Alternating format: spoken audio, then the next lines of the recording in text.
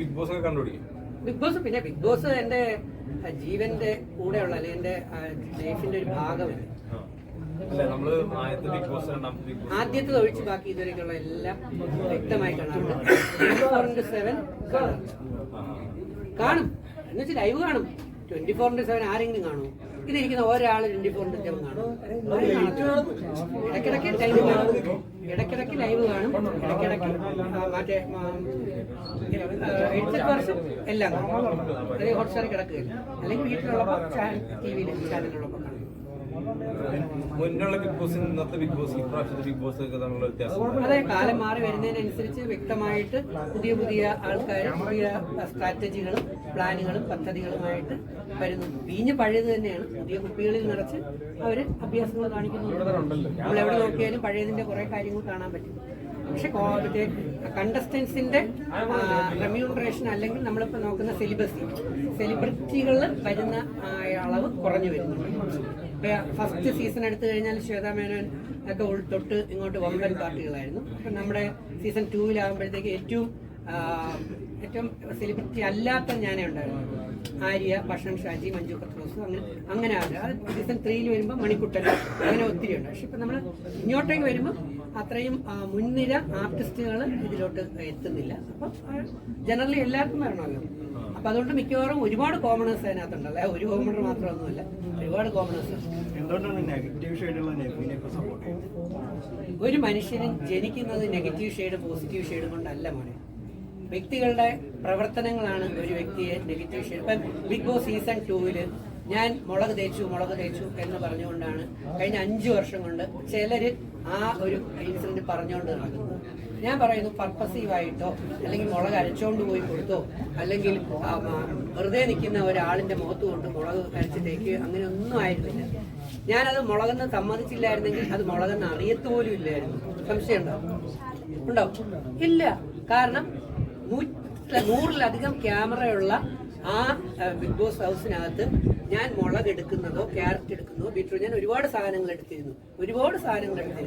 ആ എടുത്തിരുന്ന പലതും ഒരു ക്യാമറയിലും ഇല്ല. അപ്പൊ പിന്നെ എങ്ങനെയാണ് ഞാൻ ഇത് പുറത്തു വന്നത്? ഞാൻ സത്യസന്ധത പുലർത്തുന്ന ബൈബിളും ഖുർആനും ഗീതയും വേദത്തിലൂടെ സഞ്ചരിക്കുന്ന ഒരു വ്യക്തിയായതുകൊണ്ട് എനിക്ക് കൃത്യമായിട്ട് സത്യം പറയണമെന്ന് ബോധമുള്ളത് കൊണ്ട് ഞാൻ ആ മുളക് നീരെന്ന് പറയുന്നവരാണ് ഇതുപോലെ തള്ളവെള്ളം ഒന്ന് നുള്ളിയൊരു സംഭവമാണ്. അപ്പം ആ ഒരു സംഗതി, അപ്പൊ അത് ഒരു ഗെയിമാണ്. ഗെയിം എന്ന് പറയുന്നത് ഒരു വികൃതി കുട്ടികളുടെ സ്കൂൾ എന്ന് പറയുന്ന ആ ഒരു ഗെയിം. ആ ഗെയിമിനകത്ത് എനിക്കത് കാണിക്കുന്ന ആ ഷോയുടെ ഏറ്റവും ബെസ്റ്റാക്കി ചെയ്യണം എന്ന ആഗ്രഹമുള്ളത്. എനിക്ക് പുറത്ത് ഇത്രയും മാസീവ് സപ്പോർട്ട് ഉണ്ടെന്നുള്ളത് എനിക്ക് അറിഞ്ഞേ കൂടാ. വരുന്ന വൈൽഡ് കാർഡുകളൊന്നും എന്നോടൊന്നും പറയാറില്ല. പുറത്ത് സപ്പോർട്ട് ഉണ്ടെന്ന് അറിഞ്ഞെങ്കിൽ ഞാൻ ഉണ്ടായിരുന്നാൽ മാത്രം മതിയായിരുന്നു. അപ്പം ഞാൻ എന്നെ വെച്ചാണ് ആരെ കമ്പയർ ചെയ്തത്? നെവിനെ കമ്പയർ ചെയ്തത്. ഞാൻ എപ്പോഴും ഓരോരുത്തർ കളിക്കുമ്പോഴും, ഇപ്പം അനീഷിനെ തൊട്ട് അല്ലെങ്കിൽ അനുമോളെ തൊട്ട് ഓരോ സീസണിൽ ഓരോരുത്തർ വരുമ്പോഴും, ഇപ്പം ഞാൻ ജിൻഡോയെ ഇവിടെ നിങ്ങളുടെ മുമ്പ് വെച്ച് തന്നെ ജിൻഡോയുടെ എതിർത്ത് പറഞ്ഞ കാര്യം, ഓരോ സീസണിൽ ആർട്ടിസ്റ്റ് വരുമ്പോഴും ഞാൻ എന്നെ അവരെയായിട്ടാണ് കോറിലേറ്റ് ചെയ്യുന്നത്. അപ്പൊ അവര് ചെയ്യുന്ന പ്രവർത്തനങ്ങൾ എനിക്ക് ഊഹിക്കാൻ പറ്റും എന്താണ് എനിക്ക് പുറകിലുള്ള സംഭവങ്ങൾ എന്ന്. ഒരു സാധാ പ്രേക്ഷകൻ കാണുന്നതിനേക്കാൾ ഇതിൽ കളിച്ചിട്ടുള്ള പ്രവർത്തിച്ചിട്ടുള്ള ഒരു വ്യക്തി എന്നുള്ള നിലയിൽ എനിക്കത് കൃത്യമായിട്ട് കുറേയേറെ മനസ്സിലാക്കാൻ പറ്റും. അപ്പം ഞാൻ ആദ്യം തെറ്റിദ്ധരിച്ചതിന്റെ കുറ്റബോധം കൂടെ കൊണ്ടിട്ടാണ് കഴിഞ്ഞ ഒരു 3-4 ആഴ്ച കൊണ്ട് നെവിനോട് എനിക്ക് ഒരു നീതി പുലർത്തണം എന്ന ആഗ്രഹത്തോടെ. നെവിൻ ആരാന്ന് എനിക്കറിയില്ല, എന്നെ നെവിൻ അറിയാമെന്ന് എനിക്കറിയില്ല. ചിലപ്പോൾ നെവിൻ എന്നെ അറിയാമായിരിക്കാം, പക്ഷെ ഞാൻ നെവിനെ കണ്ടിട്ടില്ല, മിണ്ടിയിട്ടില്ല, പരിചയപ്പെട്ടിട്ടില്ല.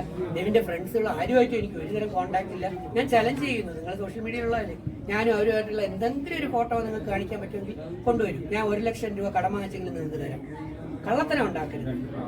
അപ്പം അവിടെ നെവിനെ ഇപ്പൊ ഞാൻ സപ്പോർട്ട് ചെയ്യുന്നു. ഒരു പക്ഷേ പുറത്തിറങ്ങുമ്പോൾ നെവിന് എന്നോട് സ്നേഹമെല്ലാം ഉണ്ടെങ്കിൽ ചിലപ്പോൾ എന്നെ വിളിക്കും, നന്ദി പറയുമായിരിക്കും. ഇല്ലെങ്കിൽ ജിൻഡോ പുറത്തിറങ്ങിയിട്ട് ഇന്നല്ലേ ആദ്യമായിട്ട് പറഞ്ഞത്, ജിൻഡോ ബിഗ് ബോസിൽ പോയപ്പോഴത്തേക്ക് ഞാൻ 4 വട്ടം വിളിച്ച് ഞാൻ എൻ്റെതായ രീതിയിലുള്ള അത് എക്സ്പീരിയൻസ് ഉള്ളവരോട് ചോദിച്ചറിയുന്നതാണ്. അങ്ങനെ ഞാൻ എല്ലാ സീസണിലും 2-3 പേർക്ക് ട്രെയിനിങ് കൊടുക്കുമെന്നല്ല, എൻ്റെതായിട്ടുള്ള രീതിയിലുള്ള ഇൻസ്ട്രക്ഷൻസ് എന്നോട് ചോദിക്കുമ്പോൾ ഞാൻ അവരെ പറഞ്ഞു കൊടുക്കും. കാരണം എൻ്റെ ജോലി എനിക്കറിയാമെന്നുള്ളത് അർഹതയുള്ള വേണമെന്നുള്ളവർക്ക് പകർന്നു കൊടുക്കുക എന്നുള്ളതാണ്. അല്ല, ഞാൻ സ്വാർത്ഥനല്ല ആർക്കും പറഞ്ഞു കൊടുക്കരുത്. അവിടെ പേഴ്സണൽ എന്ന് പറയുന്ന ഒരു സാധനം ഇല്ല. നമ്മള് കമ്പയർ ചെയ്യേണ്ടത് എന്തുകൊണ്ടാണ് മലയാളം ബിഗ് ബോസ് ലോകോത്തരമായി മാറാത്തതെന്ന് ചോദിച്ചാൽ നമ്മുടെ ഇതേ സങ്കുചിത മനസ്ഥിതി തന്നെയാണ്. ഹിന്ദി ബോളിവുഡിന് സൽമാൻ ഖാന്റെ സീസൺ നിങ്ങൾ എടുത്തു നോക്കിയാൽ 15ാമത്തെ സീസണോ 16ാമത്തെ സീസണോ ആയി. ബാക്കി എല്ലാ സീസണുകളും മലയാളത്തെ സീസണിനേക്കാൾ കൂടുതലാണ് അല്ലേ? ആണല്ലോ.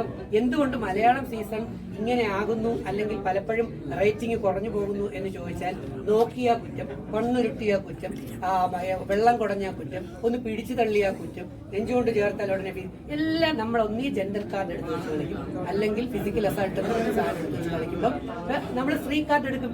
കേരളത്തിൽ നമ്മൾ മലയാളികളുടെ ഇടയിൽ ഉടനെ ഇതാണ് ഈ ബിഗ് ബോസ് എന്ന് പറയുന്ന ഷോയിൽ സ്ത്രീ പുരുഷൻ എന്ന് പറഞ്ഞ സെപ്പറേഷൻ ഉണ്ടോ? നിങ്ങൾ കൃത്യമായിട്ട് മറുപടി പറഞ്ഞാലേ ഞാൻ ബാക്കി പറയാം. ഉണ്ടോ? ഇല്ല. ഈ ഒരു വാക്കുകളെടുത്ത് അടിച്ചിട്ടാണ് അതിന്റെ തലയിൽ എന്ന് പറഞ്ഞാൽ ഇനിയിപ്പോ ഒരു യൂട്യൂബറിനെ പീഡിപ്പിക്കാൻ സാർ ശ്രമിച്ചു അല്ല എന്ന് വിചാരിച്ചില്ല.